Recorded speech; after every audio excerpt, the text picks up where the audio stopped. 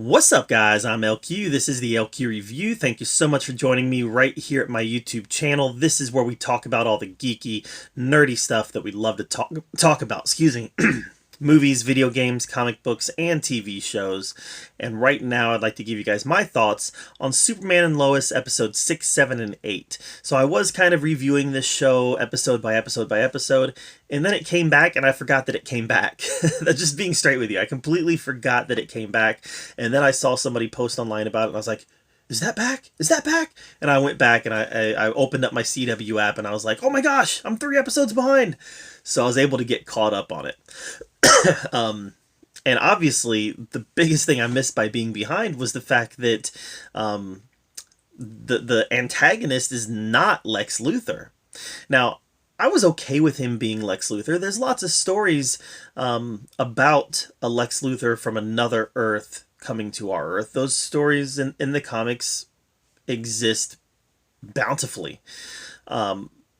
This actually kind of reminded me of a comic from the 80s that was a two-parter from Action Comics and the Adventures of Superman called the Supergirl Saga. And it was when we were first introduced to the Supergirl Matrix, an invention of Lex Luthor, who was designed to come get Superman from the main continuity so that they can get him to help fight some villains in their continuity, where Lex Luthor happens to be a hero.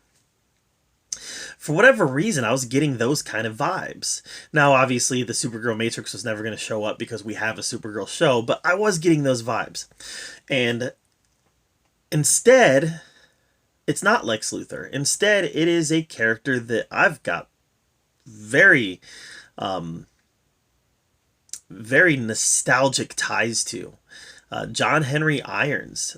I was like, they're doing Steel. They're doing Steel. That's John Henry Irons. That's Steel. Now, they have definitely deviated a lot from his origins. John Henry Irons was a former weapons designer for the government. When he found out that his weapons were being used to kill people, actually some of his weapons, one of his big weapons was called the Toastmaster. It like shot, I guess, fire? I don't know. It's hard to say in the comics because it's always like these straight lines of fire or whatever. But one of his weapons was the Toastmaster, and he actually found them on the streets. And he realized that our government was selling weapons to civilians. So he ended up quitting and became a construction worker. One day, working on a skyscraper, he falls, and he's falling to a certain death, and Superman saves him. And Superman tells him, make your life count for something. And shortly after that, Superman's fighting Doomsday. John Henry Irons picks up a sledgehammer to go help Superman, but he ends up getting trapped in a collapsing building. Later on, he's able to crawl his way out, and when he finds out Superman is dead, he wants to honor Superman. He wants to make his life count for something, so he builds a suit of armor, very much in the vein of like Iron Man. He builds a suit of armor, and he takes on the name the Man of Steel. Once Superman comes back to life, he drops Man of Steel, and he just becomes Steel. And that is essentially... Now, there's a lot of stuff that happens with John Henry Irons after that, with his armor, with metahuman abilities, etc., etc. I mean, it's a comic book, but that's essentially his origin story. And, I mean, I collected comics before the death of Superman, but the death of Superman is when I became a fanatic. I became an absolute fanatic.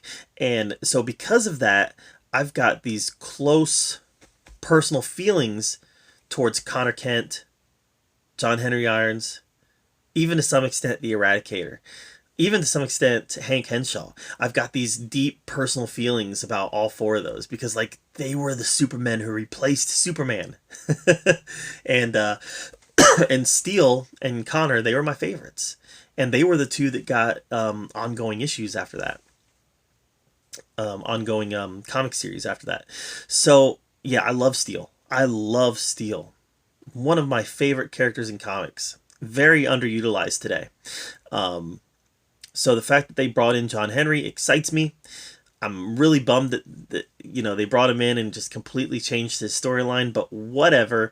What I'm hoping that we see here is that Superman has an ally now.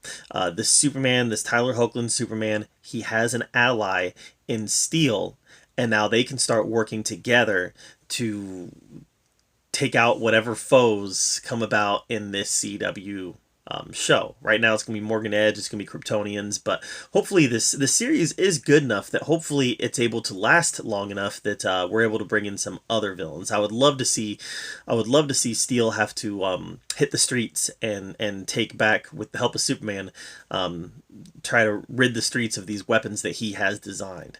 And we could get the White Rabbit in there. I mean, or the White Bunny, whatever her name is. There's a lot of things we could do that would kind of tie into those original Steel stories. So yeah, it'd be a lot of fun. But I love the idea that he's here, and I love the idea that this series continues to focus on Superman's relationship with his sons, and to another extent his relationship with his wife. And I think it was the most recent episode, Lois had a breakdown because Jonathan was, he risked his life. He broke into the RV and essentially he risked his life, and Lois caught him and she has this complete total breakdown, and we learn that that she had a miscarriage with Superman, and they were going to name her the daughter that Lois miscarried. They were going to name her Natalie, and definitely got to showcase the actors who plays Lois Lane got to showcase some of her acting ability. But what I really continue to like is the dynamic with the kids, with Jonathan and Jordan. You know, seeing Superman be a dad, it's a difficult task, and there's no one way to do it. You have to parent based on your personal values, based on your personal beliefs, and you have to do what you personally think is best for your kids. And you put 5 people in a room together and give them a scenario where their kids are involved, you might come up with 5 different solutions to a scenario. And I like seeing Superman parent and the way that he considers parenting. I just think it's a new dynamic, and like I've said before, we've seen it in the comics, but we've never really seen it in live action. So I'm really happy to see this in live action, guys. This CW show is fantastic. Which it actually causes me a little bit of pain to even say that, because the CW sucks. It's the lowest common form of superhero entertainment that exists in print or in media. It's the worst of the worst. It is superheroes for dummies. It's entry-level superheroes for toddlers. It's bad. But this is the exception. It's not the rule. It's the exception. So far, so good.